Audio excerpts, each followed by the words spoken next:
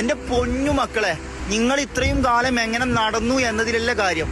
നരകത്തിന്റെ കവാടം പൂട്ടി വെച്ചിട്ട് സ്വർഗത്തിന്റെ കവാടം പരക്കെ തുറന്നിട്ട് തരുന്ന റജബ് മാസം നിങ്ങളെ മുമ്പിൽ വന്നിട്ടും എന്തൊക്കെ തരാൻ പറ്റുമോ ചോദിക്കണത് മുഴുവൻ വാരി കോരി തരുന്ന റജബും ഷഅബാനും റമളാനും എന്റെ മാസമാണ്, ഞാൻ എന്റെ അടിമകളിലേക്ക് അവരെന്താണ് ചെയ്യുന്നത് എന്ന് നോക്കി നിൽക്കുകയാണെന്ന് പടച്ച തമ്പുരാന് വാഗ്ദാനം ചെയ്ത റജബ് ഈസ് റെഡി.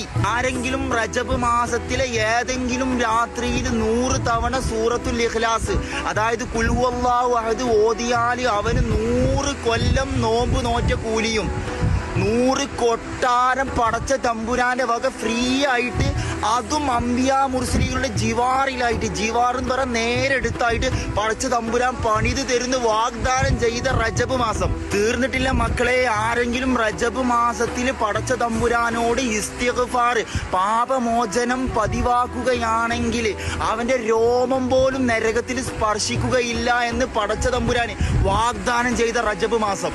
ഓരോ മക്കളെ, ഇനിയും വേണോ? ആരെങ്കിലും യൗമുൽ ജുമുഅ വെള്ളിയാഴ്ച ദിവസം 100 തവണ സൂറത്തുൽ ഇഖ്ലാസ് ഖുൽ ഹുവല്ലാഹു അഹദ് ഓതിയാല് നാളെ ഖിയാമത്ത് നാള്, അന്ത്യനാളിൽ മഹ്ശറയിൽ എല്ലാവർക്കും ഇടയിലൂടെ ഒരു പ്രകാശം വെട്ടിത്തിളങ്ങുന്ന രീതിയിൽ അവനെ സ്വർഗത്തിലേക്ക് ആനയിക്കുന്ന നേരത്ത് എല്ലാവരും അവനിലേക്ക് നോക്കിയിട്ട് പറയൂത്രേ, ഔ ഓന്റെ പോലെയൊക്കെ ഒന്ന് ആയാ മതിയെന്നു. അത്രക്കും ഓഫറുകൾ പടച്ച തമ്പുരാന് വാഗ്ദാനം ചെയ്യുന്ന റജബ് നമ്മുടെ മുമ്പിൽ എത്തി.